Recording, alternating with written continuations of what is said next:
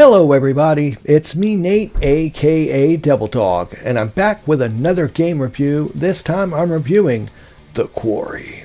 It was developed by Supermassive Games and published by 2K Games and is considered a spiritual successor to the 2015 game Untill Dawn. And its release date is June 10th of 2022 on just about every gaming system and PC except for Nintendo Switch. It's just kind of easier to say that, really. Now, what exactly is The Quarry? Well, it is a third-person survival horror game where you play as 9 different teenagers that after arriving at Hackett's Quarry and having to stay the night, must then survive the night from a bunch of really messed up stuff. Everything from bloodthirsty rednecks to monsters. I'm not going to get into the details, but there's a lot of stuff that goes down in this. If you played any of the other Supermassive games that they've made, you'll basically get the main gist of how this game is structured. You have a lot of story elements. It's very movie focused heavy with quick time events. You do get to control the people at a lot of the parts, and there's a lot of certain branching decisions that you can make, and based on certain decisions and dialogue options that you pick with the different characters can affect the outcome of those characters and other characters around them from actually surviving or dying in several different brutal ways. If you played any of the Dark Anthology Pictures games from Supermassive or just Until Dawn, you'll basically know the overall idea of how the game will work out. Honestly, it's another one in the series like that, but I definitely have to say, hands down, they keep pushing the envelope in terms of graphics. The motion capturing in this is superb. The character models are just eerily realistic looking. They got an all-star cast of real people that lend their voices and facial expressions to the characters. Everyone from Lance Hendrickson's in it, and I mean, there's a ton of top-rate actors in this movie, and it shows. It's got a great script, and the acting is so well done, it comes off as really, really believable. Now, as for overall long gameplay, you're looking at about, give or take, about 10 hours to get through this game. Now, it can be shorter than that based on what decisions you make that can lead up to certain characters dying or surviving. And remember, much like their other games in this Supermassive style games, once a character is dead, they will not come back, and the story will continue on without them and evolve. It's actually quite interesting. Now, this one's a little bit weird, though, because each of the characters can have up to 10 to 12 different ways that they can die in this game. So just keep that in mind. Some of the other ones only had a couple deaths per each character. This has 9 playable characters, and each one has close to 10 to 12 different ways to die. So it has a lot of stuff to it. Naturally, these games are, even though it's only 10 hours long, they strive on the ability to replay. It has multiple replayability to it because it has multiple endings and big branching storyline. And as you go through for each section or chapter, at the end of the chapter you'll unlock a card of each character depicting the fate of each of these characters. And once you beat the game the first time, you will unlock the ability of Death Rewind. It's basically the ability to go back to each character that you had die, and I believe you get 3 lives, so to say, in order to make them pick different decisions to keep them from dying. Now, oddly enough, this is the one thing I don't like, is you can get this unlocked if you buy the deluxe version. So if you spring for the deluxe version, it comes with a couple extra added bonuses. One of them is Death Rewind is unlocked right from the start, so you don't have to play through and beat the game first to unlock it. You can still get it, but unless, like I said, unless you have the special version, you're gonna have to go through and beat the game first before you get that unlocked. Another mode it has is movie mode. I think some of the last games in the Dark Pictures anthology added this ability, which is really good, where you can set certain traits of each of the characters, and then you sit back and watch basically a movie of these characters as they go through, and based on what traits you give them, they'll make certain decisions which can lead to them dying or surviving. And it's a nice little mini movie for a lot of people that really don't want to play the game, they just want to watch it. You have that option.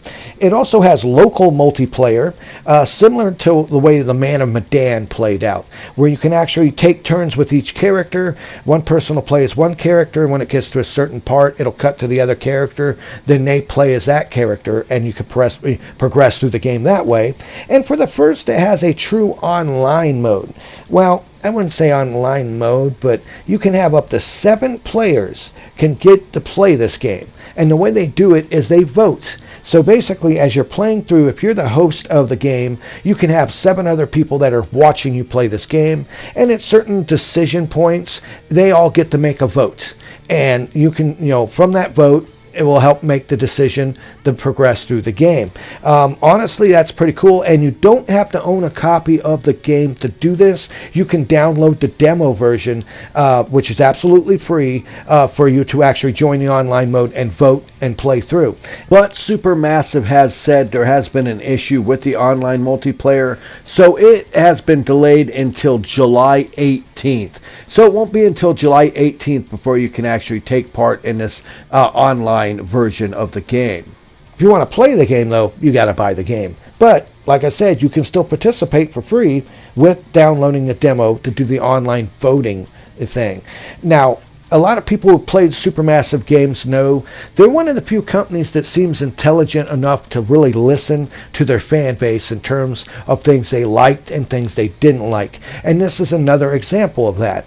The story, while it does start off a little slow with a nice little 30-minute opening to it, it starts ramping up and it's pretty suspenseful, gets really gory, pretty dang disturbing. Once again, it's another classic Supermassive title game that it's a lot more to it than what it seems at first.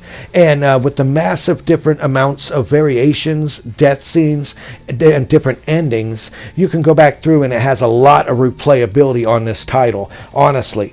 A lot of times they base their games off of movies. This is no exception. They say the Quarry is heavily influenced from movies like The Hills Have Eyes, Friday the 13th, Texas Chainsaw Massacre, and Deliverance. And just saying that to you should give you the general gist of what this game is like.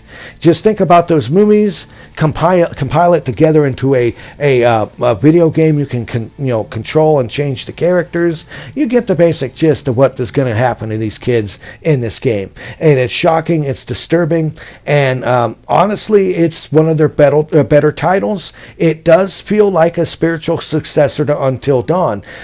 This isn't a short game, like I said. 10 hours may not be that long, but like I said, that's just a playthrough once. You can go back and probably get well over 70 plus hours out of this title just trying to unlock all the 186 different endings. Yes, I'm not kidding. This game has 186 different endings. Now, some of them aren't long and drawn out. Some of them are rather short. Some of them are pretty long and pretty detailed. So if you're expecting like a movie quality ending for all 186 endings, naturally you're not going to get that. Some are just going to be certain parts where certain characters that lived or died will tell you certain things as the end credits are rolling and they jump around to each of them. Once again, if you played any of the other Supermassive games, you kind of got the gist of what this one's going to be like. But it's just in a new area, almost set like in a feeling of a Hills Have Eyes, Friday the 13th, cabin in the woods sort of scenario with 9 teenagers that have to try to survive the night from a bunch of messed up stuff.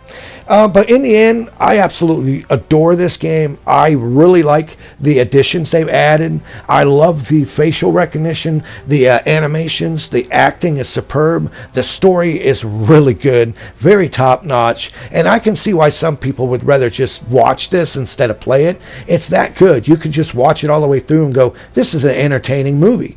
But in the end, can I recommend The Quarry?